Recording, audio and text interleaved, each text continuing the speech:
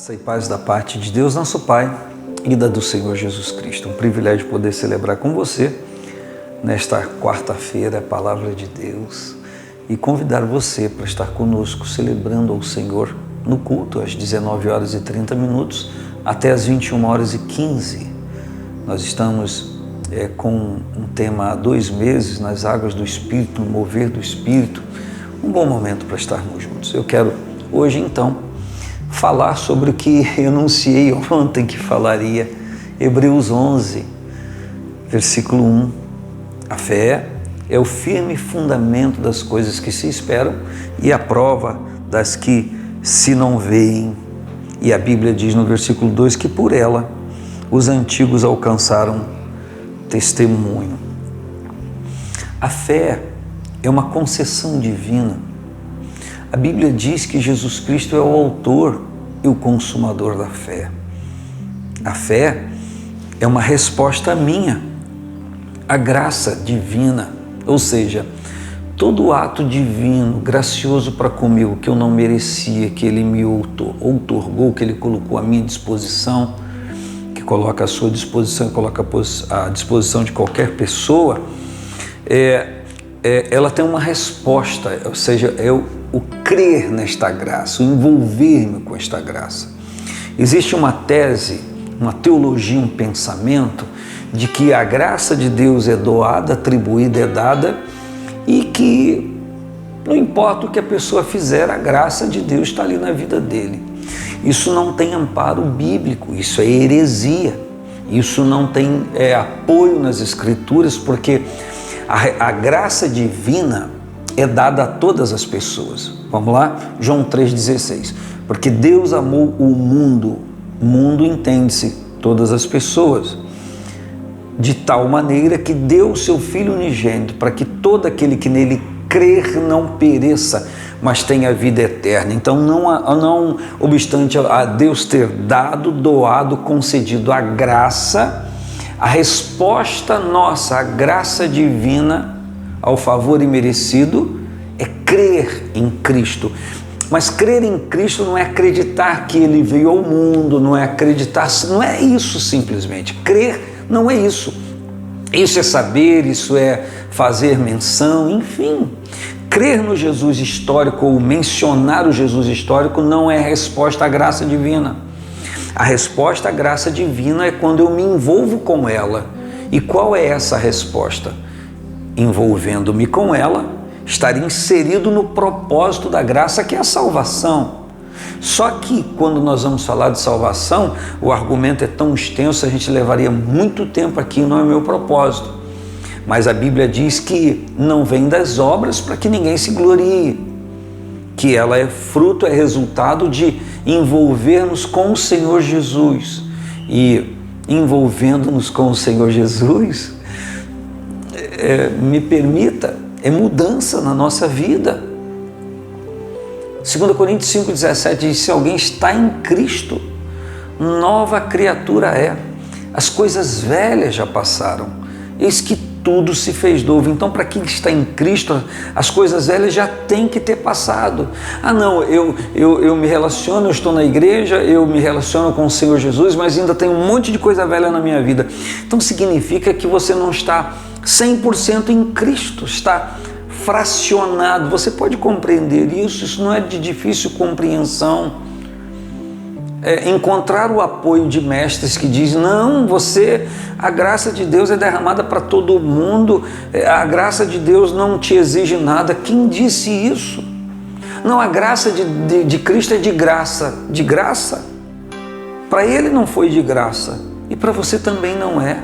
Porque você não poderia se salvar, nem eu. Então Ele morreu para que a gente pudesse ser salvo. Mas essa salvação só é sacramentada quando eu respondo à graça dEle, com uma mudança de vida que eu não consigo por mim mesmo, com a minha força. Só com a presença dEle, só com o poder dEle na minha vida. Então, a Bíblia diz que a fé é o firme fundamento. algo inemovível, algo que não se move, firme fundamento das coisas que se esperam e a prova das que se não vê. O problema todo é eu dizer que tenho fé para a conquista humana. A fé é o firme fundamento das coisas que se esperam. É o que eu espero casar, ter filho, ter neto, ter dinheiro, ter isso, ter aquilo. Essas são as coisas que eu espero. Aí falando, eu tenho fé, vou fazer uma campanha e pá. Mas peraí, quer dizer que a fé foi dada para isso?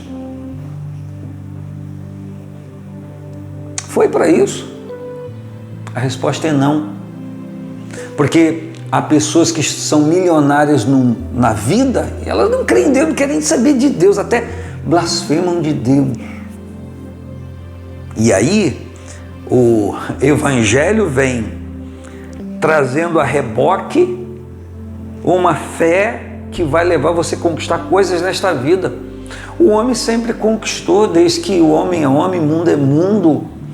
A fé, como resposta da graça, é dada para a conquista do reino celestial, da nossa salvação. Vamos parar com essa brincadeira, vamos parar de enrolar com esse negócio. Não, vou fazer, eu dou tanto, recebo tanto, porque eu vou ter tanto. Isso acontece com todo mundo, é só trabalhar, lutar, articular, pensar, ser sensato, aproveitar oportunidades. Enfim, é fácil falar isso? Não, não é. Não é simples, só que estamos misturando no caldo mundano, na panela de guisado de lentilha, aquilo que a gente não deveria misturar.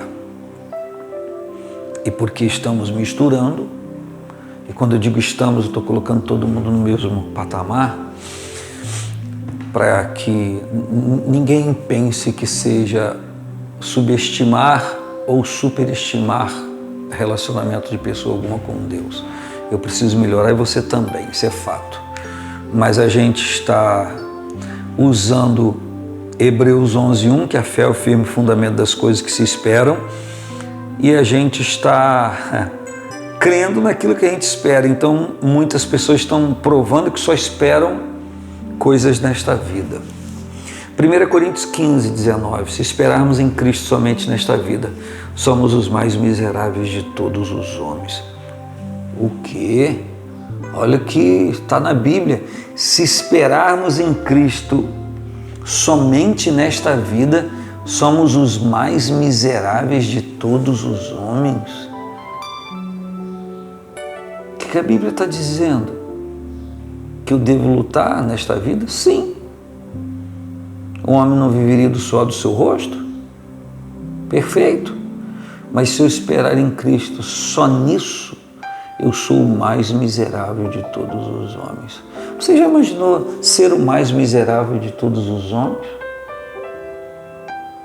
Meu Deus, deve ser algo muito terrível. Como diz certa escritura, terribilíssima. Coisa terrível. Então, o que você espera? A fé é um firme fundamento das coisas que se esperam. O que você espera? Será que a gente pode usar esse versículo, essa palavra para tudo? Para tudo na vida? Ou será que o que ele está pontuando aqui é a salvação? Será que a gente pode ver os versículos anteriores e os posteriores e analisar isso? A fé é o firme fundamento das coisas que se esperam. Sem fé é impossível agradar a Deus. Então o propósito da fé é agradar a Deus. Qualquer outra coisa é artifício humano, é pensamento humanista, junto com a postura espiritual. Claro que eu tenho a minha vida humana e Deus sabe disso. Claro. Então, a gente crê em Cristo para salvação, nos envolvemos com Ele e Jesus sela: buscai primeiro o reino de Deus e a sua justiça.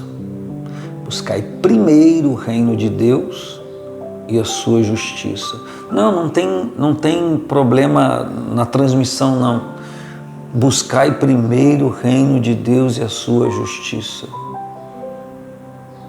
E todas essas coisas que se esperam depois da salvação na vida humana vos serão acrescentadas. É o que a Bíblia diz.